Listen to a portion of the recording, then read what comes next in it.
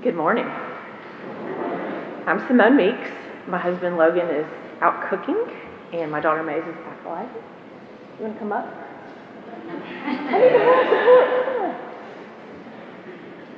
This little thing right here, she inspires me. She is a lector and an acolyte. She's even acolyted at a few weddings. I know, poor honey. Okay, but I'm not here to talk about her. Sorta, I am, but sorta I'm not. I'm here to talk about stewardship. As Father Ollie mentioned in the sermon, today's the launch of the Every Member Canvas 2024 campaign. Last year we received some feedback on our campaign that people wanted to hear some more personal stories, the why GSLs, and tell me about you and your story with GSL. And I thought about this a lot after attending the Rector's Forum last year about the merger of Grace Church and St. Luke's Church, because there were some really amazing stories there about who came from what church and who sat on the left side and who sat on the right side, and grandparents were married here or somebody was born here. It was just, I totally thought that was great feedback because I enjoyed that forum so much. So it's a really fitting feedback for this year's campaign. As Father Ollie said, the theme is to support hope, belonging, and healing. So I'm going to share my personal story, and it's about belonging. I grew up in a Lutheran church, and when I went to college, I started going to an Episcopal church. And being an introvert, it was really intimidating because it was new liturgy, new music, new everything, and I didn't really get that involved in the church. So when I moved to Memphis, I joined a church and got confirmed in that church, and I decided I should get involved. I even taught Sunday school to the high school kids, which I apologize now to those parents and those kids. Anyway, after being at that church for a while, it became fractured, and it was time for me to find a new church home.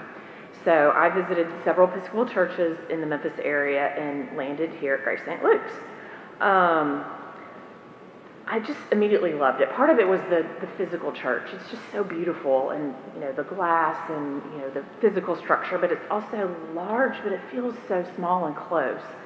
But it was also the music, and I love music. I went to the Carmina Burana last night. I don't know if anybody went to that, but it was just spectacular. The music here is as well. But it's also the people. I also went to a rector's get-together at his house for newcomers. And I thought, okay, this will be great because it's for all newcomers and everybody else will be as nervous as I am. Being an introvert, I'm just not good around people. Well, large people. Anyway, I very quickly felt at ease, and this was at Father Maloney's house. I don't know, several of you probably know him, and he told the story of why he became an Episcopal priest instead of a Catholic priest, and there was probably some wine involved in this dinner too. But I left there feeling really, really, really, really good about where I was, and after a few more visits to this church, I decided I found my people. I found a place where I belong. I felt that sense of belonging that I had been seeking. That was about 20 years ago, and throughout the last 20 years, my life has ebbed and flowed in different ways, and my attendance at church has ebbed and flowed. But every time I've come back, I've felt like I belong, I've been welcomed. And then Maze has been baptized here, and now she's growing up in this church, and I hope she has that feeling of belonging that I feel here, having grown up here. So this is about you after all. But I hope she has that feeling of belonging where when she has her ebbs and flows, she can come here, come back to a place where she has hope and potentially healing if she needs it. So as you think about stewardship this year, I encourage you to think about your YGSL. Is it about hope? Is it about healing? Is it about belonging, or a combination? And how can GSL be a part of yours or someone else's hope, belonging, and healing?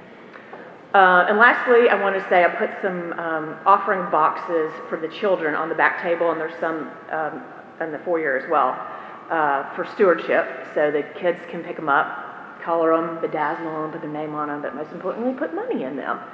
So they can bring them back. Our Pledge Sunday is November the 19th, So they can bring those back and empty them out into the offering dish if they want, but just a way to get the children involved as well, so that like Mays, they can have that connection with the church. Thank you.